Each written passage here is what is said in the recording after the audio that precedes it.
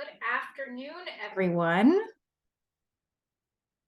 Welcome to the Region 8 Comprehensive Center's Getting Ready for Summer Virtual Learning Series. Our final session in the series has focused on accelerating student learning this summer.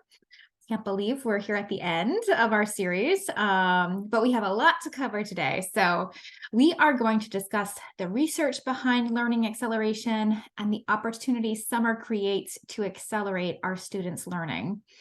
I'm Elizabeth Eaton with the Region 8 CC, and I'm excited to be here with you again as we work to make this the best summer yet.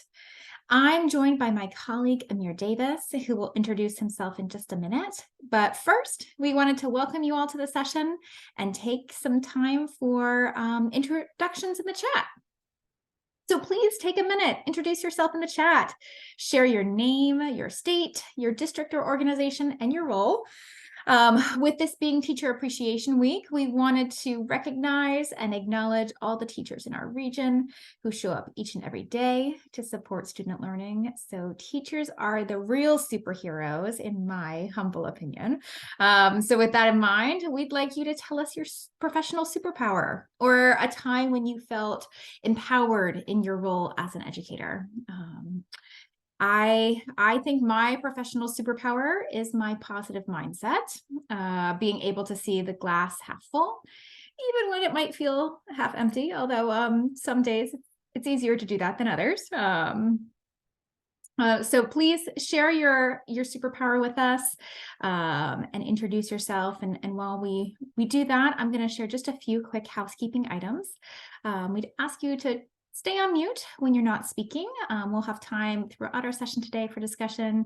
Invite you to come off mute, ask questions, and of course, feel free to ask questions or share comments in the chat throughout our session. Like last time, we have a dedicated note catcher that includes links to resources and space for you to make notes throughout our discussion today. We will be asking for your input on today's session at the end of our time together, so thank you in advance for sharing your feedback with us.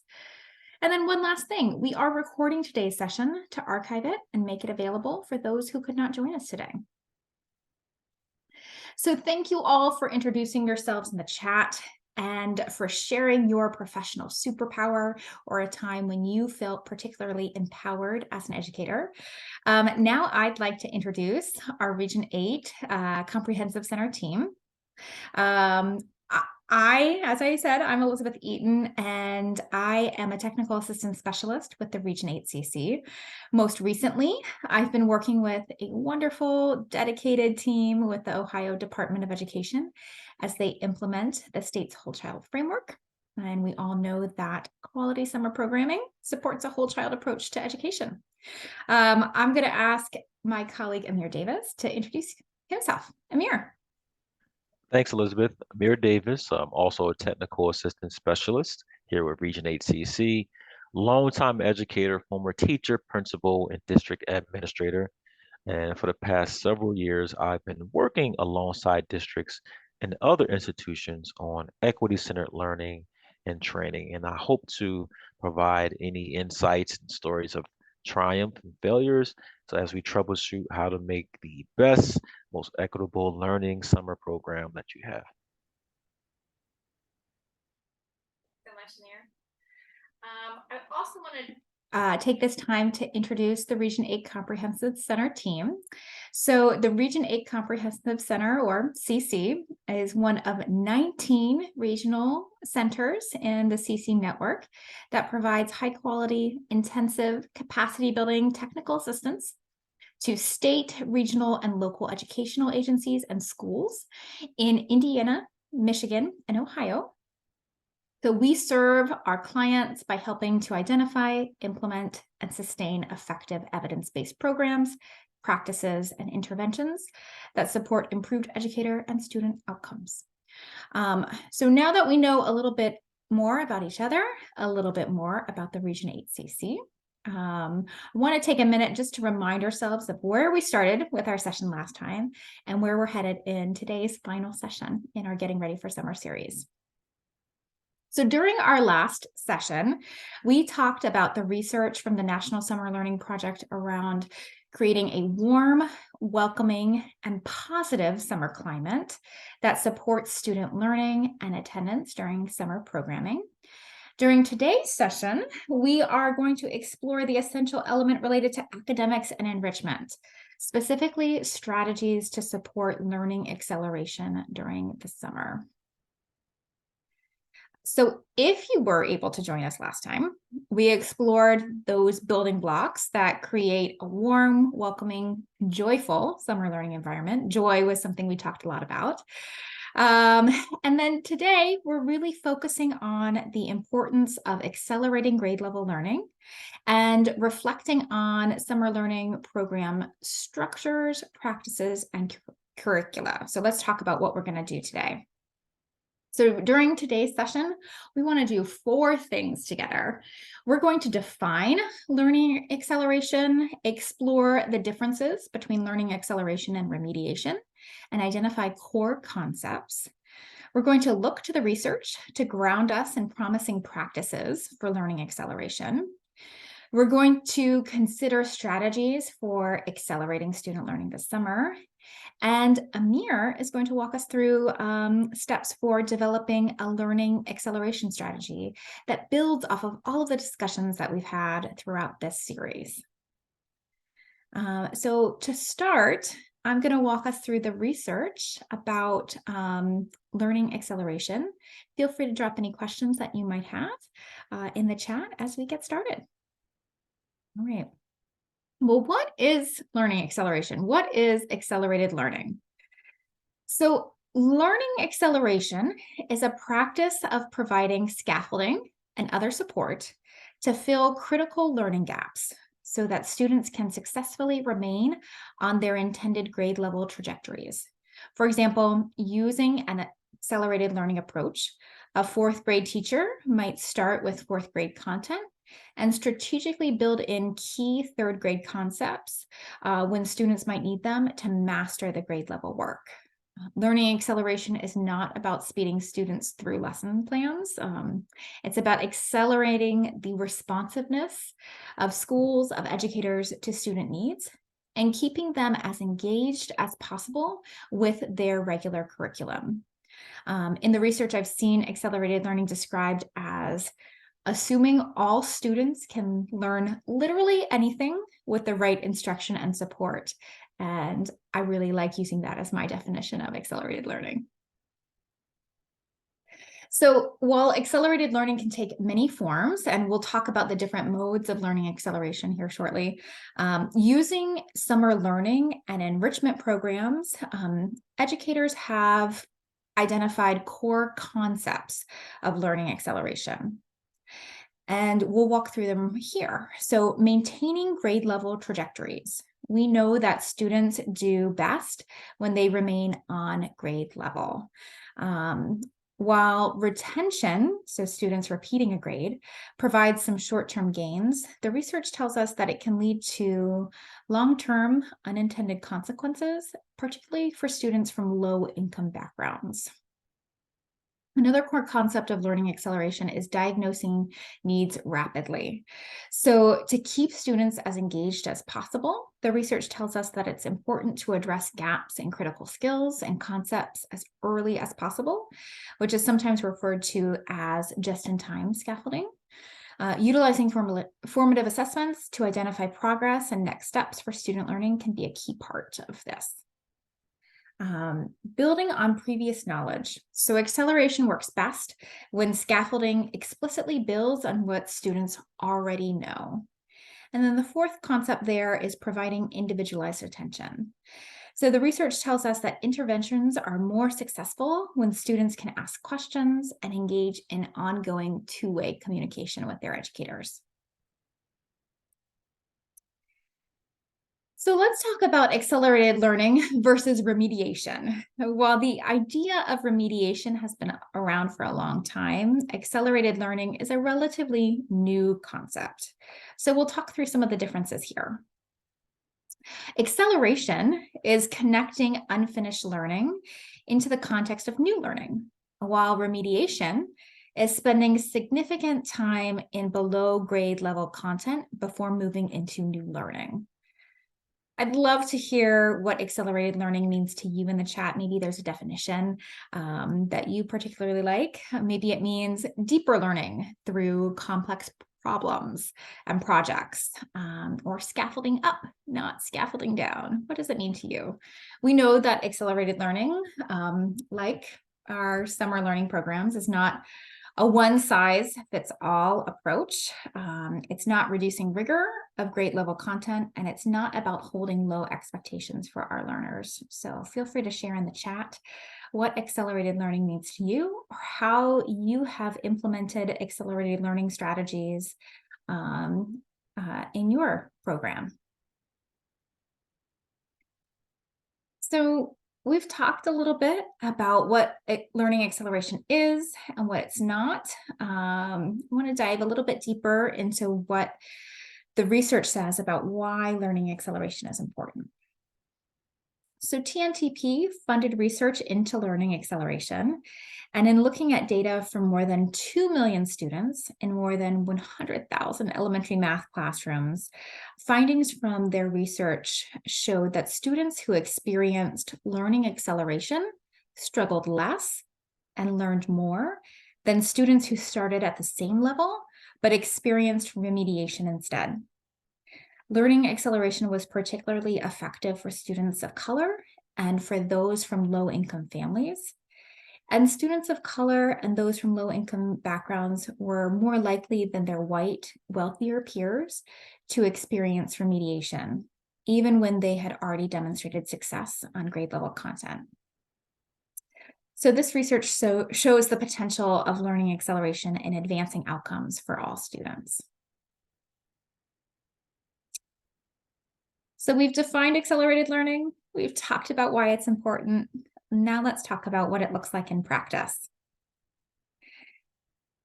The Department of Education has identified 4 primary modes of accelerated learning, which includes in-school acceleration, tutoring programs, out-of-school time, and why we're all here today, summer learning and enrichment.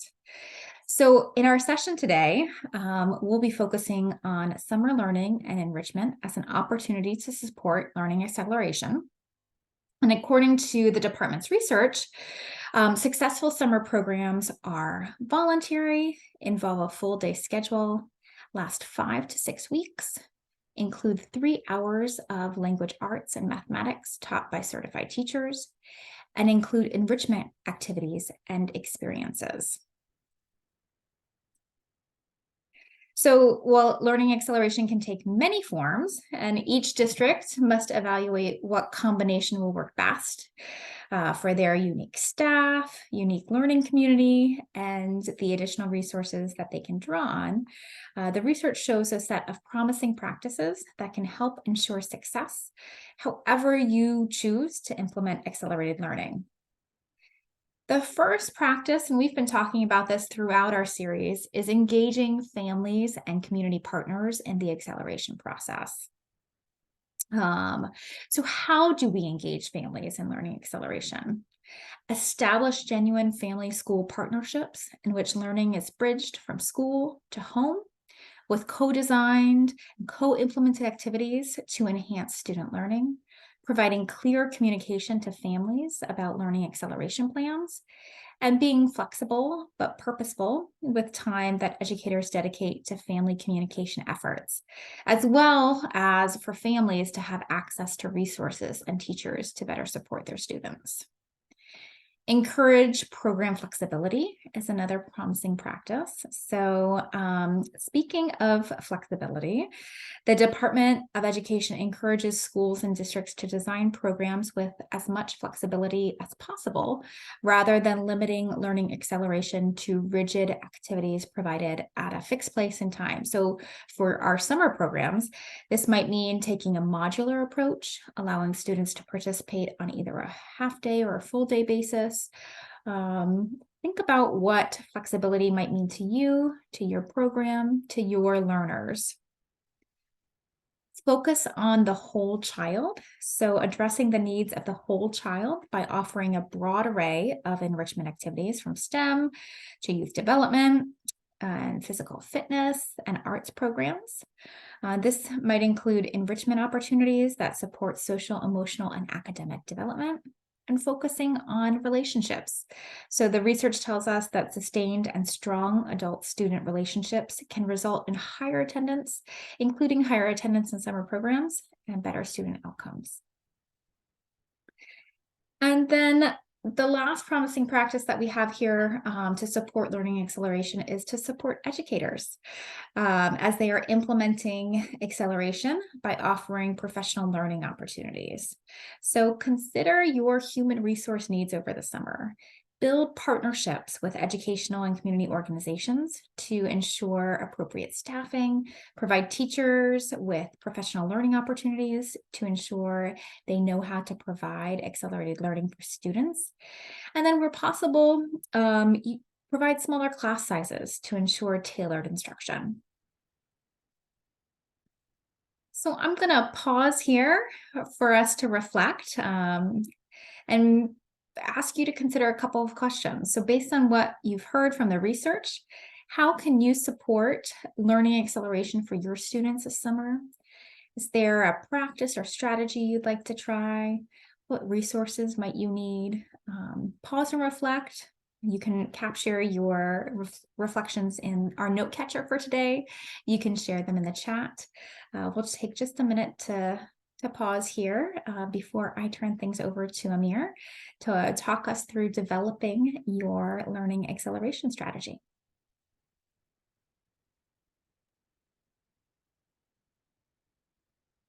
We're seeing some great ideas in the chat, and I'm loving it.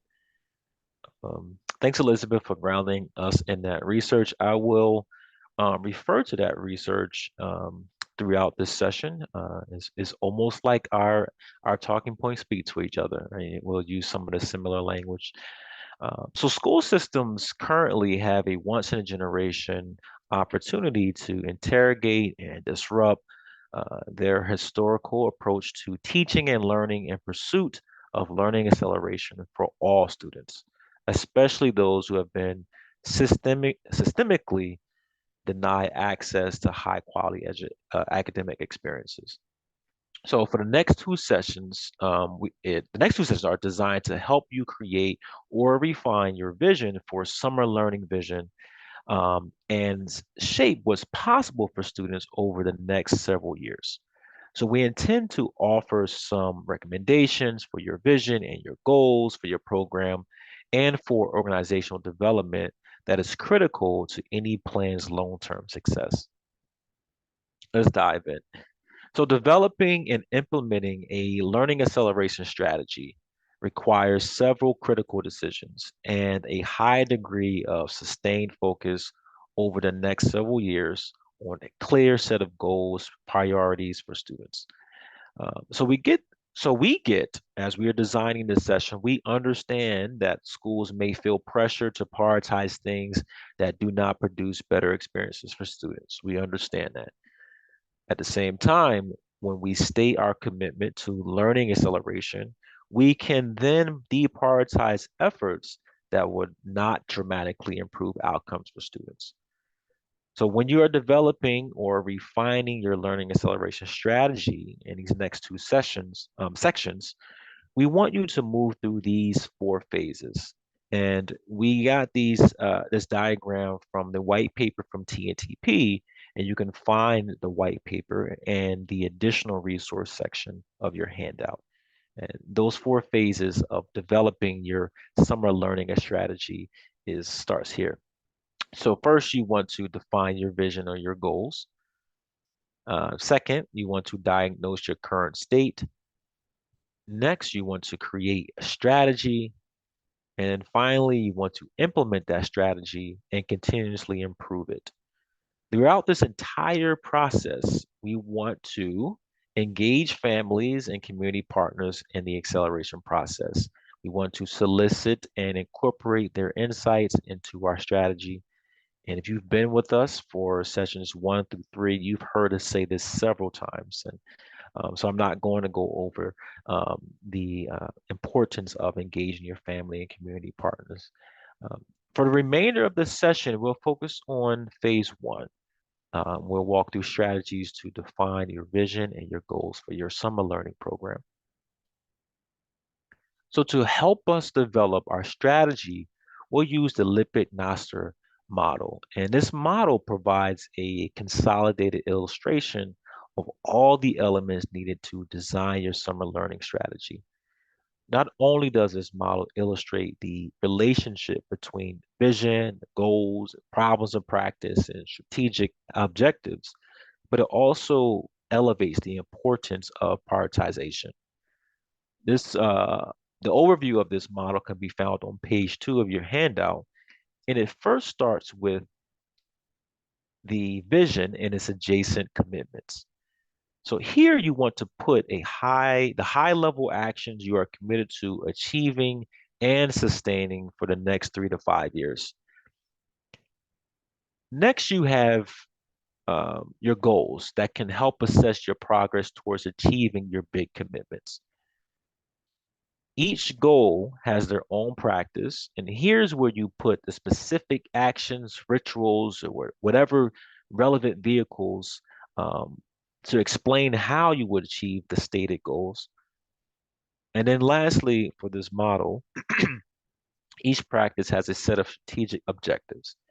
And these objectives are the incremental benchmarks you will closely monitor to assess and closely monitor and assess throughout the 3 to 5 years. So this was a lot to digest in one sitting, and don't worry, don't panic. We're going to work through each element of this model together as you develop your strategy for learning, for accelerated learning.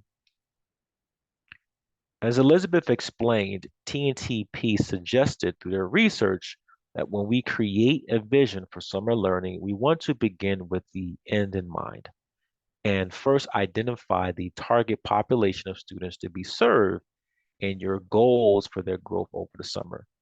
And if you've been with us in session 1, you have already thought deeply about the target population. TNTP also suggests another thing, and that is to be realistic about time.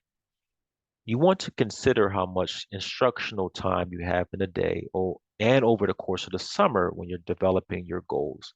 You also want to factor in how much time will be needed for pre-programming, for training, for practice, for planning with the curriculum. So from session 2, you've seen this before, this is very familiar. Session 2 of the Getting Ready for Summer series, we begin translating insights and priorities from our target audience and other findings to a vision and goals for the summer learning program. So recapping a bit from session 2, we use this tool here and to detail our plan for understanding our target audience. And if you have not yet viewed session 2, I encourage you to access the recording. The link to the recording is in an additional resource section of your handout. So to recap how I approach this tool to understand the summertime needs and priorities of my community, I conducted focus groups with past students and past parents and caregivers. And what I found was that students wanted more engaging and fun activities, which is not a surprise. And also looking at the data with my team, I saw that we needed more targeted intervention, particularly for literacy. Uh, Parents and caregivers also expressed a desire for more fun activities.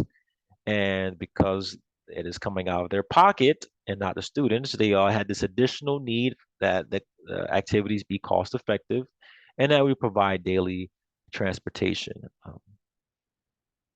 How we decided to address those needs those expressed needs was to purchase a literacy intervention curriculum and then train staff to implement, while also inviting more organizations like the local museum and local STEM-based programs to provide more enrichment opportunities.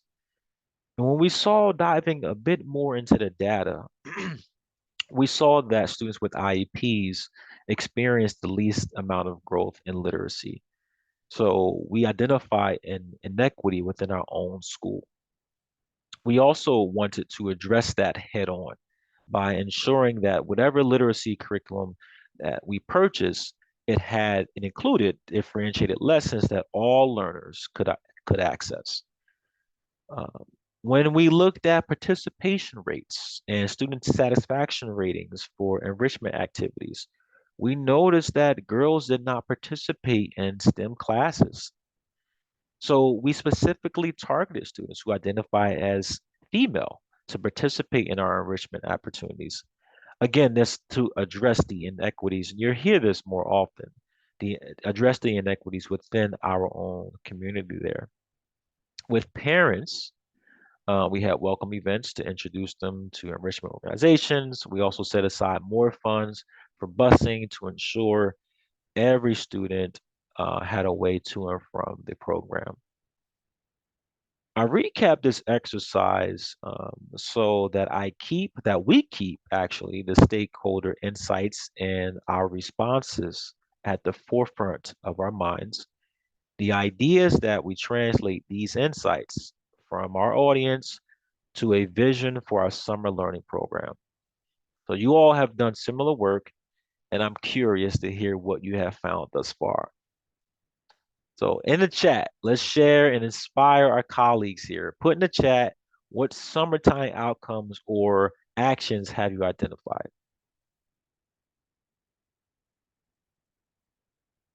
Some awesome ideas. Another thing to think about is what experiences must students have to achieve the outcome you stated? What needs to be true for your target audience at the end of the summer?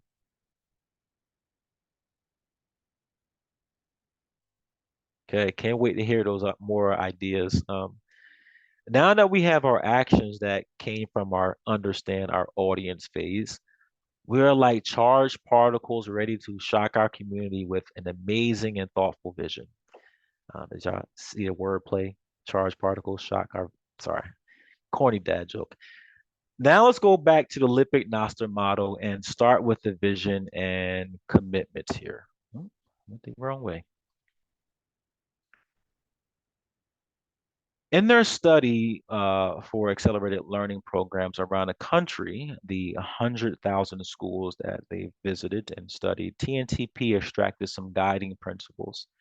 And the most effective programs, that is, the programs that dramatically improve outcomes for students, especially those who have been systematically denied access to high quality academic experiences, demonstrated the following commitments. The first commitment, and we can kind of think of these as principles. You can find this on page 2 of your handout. Systems should engage their students, caregivers, educators, communities in specific language of the vision they set. So why spend time engaging stakeholders? What TNTP found is that highly effective accelerated learning programs adopt visions that reflect students having the school-based experiences that would set them up to reach the ambitious goals that they have for themselves and that their families and caregivers have for them.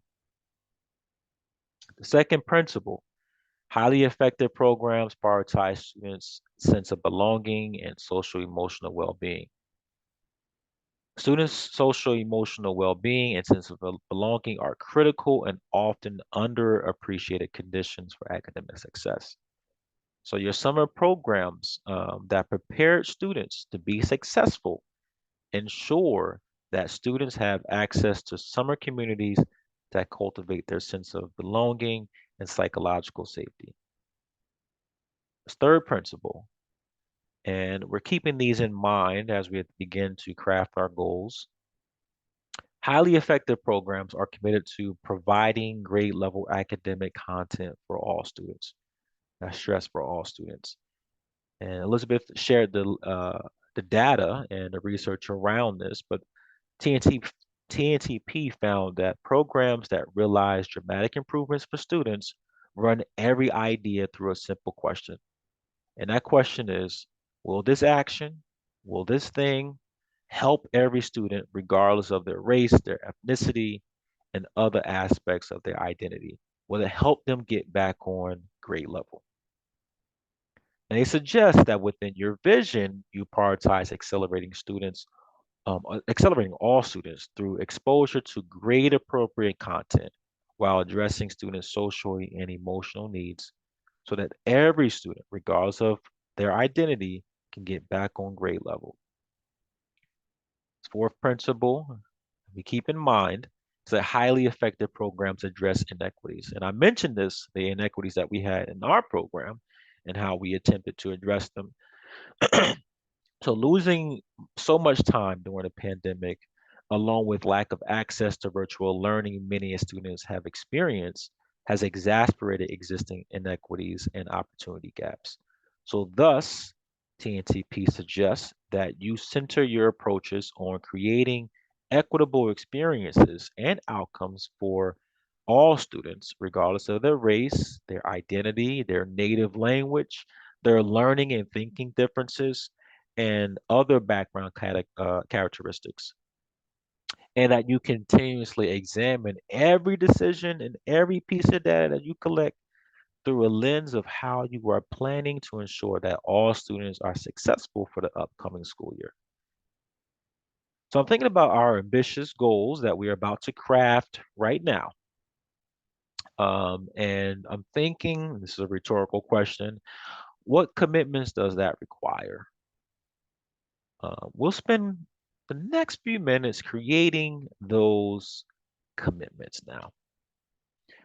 Um, so are you ready to vision now? You ready? All right. So I'm going to share my thinking a bit and then release you to do it. And you can critique my thinking because it needs critiquing, it needs perfecting. So I'm inviting you into my head so that you can push. So I was thinking about the data from previous summers. I was thinking about participation rates. I was looking at attendance rates, the academic data, and I was looking at the insights from our focus groups. And we produce as a team two commitments. And the first commitment that I'll show in just a second is based on what I learned from the community. So I know that parents and caregivers wanted their students to have fun, develop maturity, have more positive interactions with their peers, and also develop new and enriching experiences. So we created this commitment here.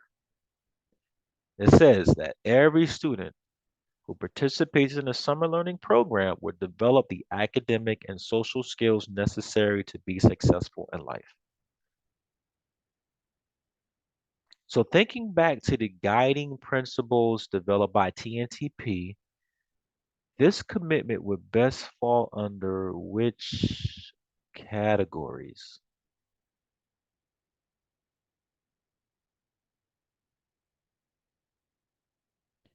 Hmm. So the commitment starts with every student. So that prompts us to examine and address inequities within our system. And the focus on social skills prompts us to seek and cultivate a sense of community and belonging and have positive peer interactions and positive student adult interactions. Someone said in the chat here that a sense of belonging might be even more important in the post-pandemic world. Thank you. Our next commitment is every student who participates in the summer learning program will demonstrate significant growth in reading, writing, and mathematics. So we learned that our target audience not only wanted to develop mental wellness and social skills, but also grow in academic areas such as reading, writing, and math. So this commitment, thinking back to those principles, would fall under which ones do you think?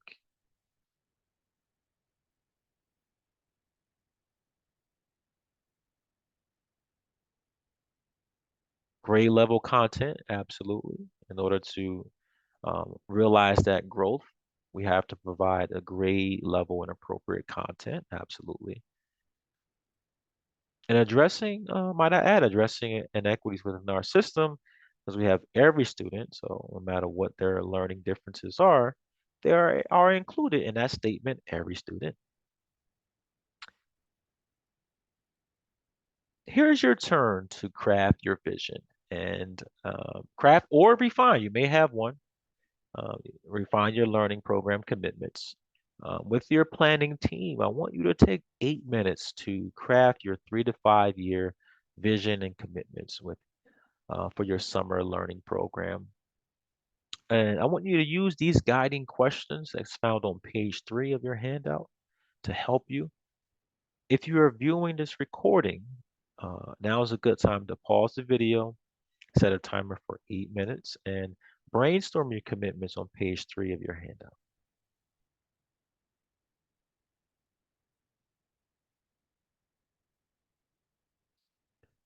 So, welcome back. What ideas did you generate? Share in the chat. What's one summertime commitment you identified?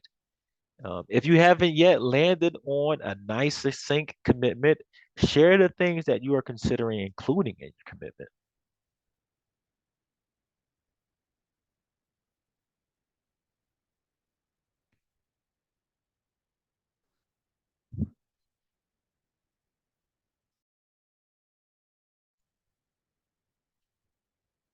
So we have our big commitments for the next 3 to 5 years, and let's further define our summertime goals.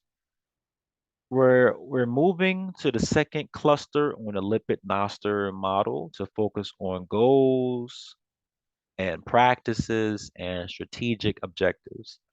And I'll share mine first, and then I'll invite you to create yours with your team. Our first goal is that all students receive grade level and rigorous instruction. Uh, we understand that. And we are thinking about all students' social, emotional, and academic experiences. And we created goals that dramatically advance each of those experiences, again, regardless of their identity. The how we're going to achieve that can be found in our practices. And practice one is we will have flexible grouping during reading, writing, and math blocks. See that word flexible there. Elizabeth told us to be flexible. So here we are. During those blocks, we provide targeted intervention and we are committed to flexible blocks because we want to see individual students hit their benchmark and be able to move to various groups throughout the summer per content area. A strategic objective or metric we will monitor as we progress toward that goal is that 100% of students will complete a diagnostic exam within 5 days of enrolling in the summer program. That's just one strategic. I may have more, but that's just one for that goal. And we will use the results of that diagnostic as a baseline across all content areas and establish benchmarks for our students, for each individual student to hit as they go throughout the summer. Another goal, another practice to ensuring that all students have uh, grade level and rigorous instruction is that we will have weekly data meetings with grade level educators. Um, and we are committed to having robust conversations about student performance and develop targeted support plans in our weekly data meetings with grade level educators. And its strategic objective, or the how we will get there, is that 100% of our summer learning teachers participates in PD about data-driven instruction and remediation. This strategic objective is designed to ensure that we equip all of our educators with the tools to have quality interactions with data and implement highly effective intervention strategies for all students. So that's mine. I want to see yours. It's time for you to craft and refine your goals, your practice, and strategic objectives for your summer learning programs. With your planning team, take 10 minutes to craft the goal. If you need more time, then that's totally fine. You're going to craft your goals, your practices, and your strategic objectives for the summer learning program. And as you are doing that, I want you to think about the following. How does your system currently envision, articulate, and enact the academic and cultural experience you expect all students to have in your school building. Also consider, how does your system measure the effectiveness and impact of the articulated vision? And then to what extent does your vision center on and address students that have historically been denied access to equitable, high quality learning experiences? If you are high flyers and you already have goals and objectives, I'm jealous. Two, I want you to think about how might you incorporate the responses to these questions into your strategy. If you are viewing this recording, now is a good time to pause the video, set a timer for 10 to 15 minutes, and walk through the model on page 4 of your handout.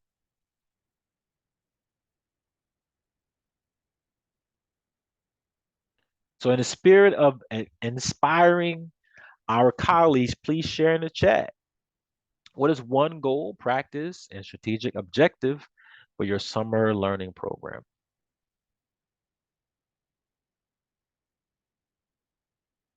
One person said in the chat, all students have their goal is all students have a meaningful and enriching experiences that set them up socially and emotionally to reach their goals they have for themselves. I love that goal. Awesome.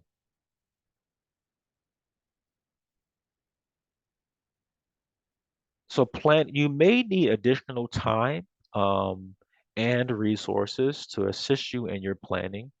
Elizabeth is going to walk us through the resources that you can use to help plan your strategy for your learning program. Elizabeth? Thank you so much, Emir. Gosh, that activity was fun and helpful in guiding us in identifying and developing our strategy for incorporating learning acceleration practices into our summer learning programs. So I'm going to talk about some additional resources that might be helpful as we're thinking about accelerating learning this summer. And the first resource is from the National Comprehensive Center Network, the Accelerated Learning Workgroups Introductory Guide to Accelerated Learning offers descriptions, resources, and examples of state education agencies implementing accelerated learning into their programs. You can find a link to this resource in your note catcher for today. The guide also answers questions like, how should accelerated learning be implemented?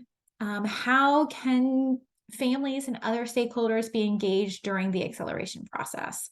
And is there a different approach to implementing accelerated learning for students with diverse needs?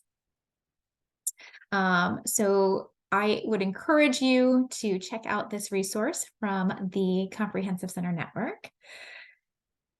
The second resource, or resource collection, I should say, that we wanted to highlight was developed in our region. So the Michigan Department of Education has a collection of resources, tools, and professional learning focused on the implementation of accelerated learning strategies. Again, the link to these resources is included in your handout. The Archive Professional Learning Sessions, I'll draw your attention there, shares the common focus on strategically preparing students for success in grade level content through the implementation of accelerated learning strategies. And then the archived webinars build upon the series of informational guides that MDE developed with assistance from Michigan educators. And then the third resource that we wanted to lift up, we have referenced this resource and the research included during our conversation today. So this guide from TNTP, Learning Acceleration for All, is designed to help system leaders create a plan to accelerate students back to grade level, starting with the critical decisions this summer that will shape what's possible for students and schools over the next several years. So the guide includes the process that Emir walked us through today to develop a plan to accelerate learning for all students.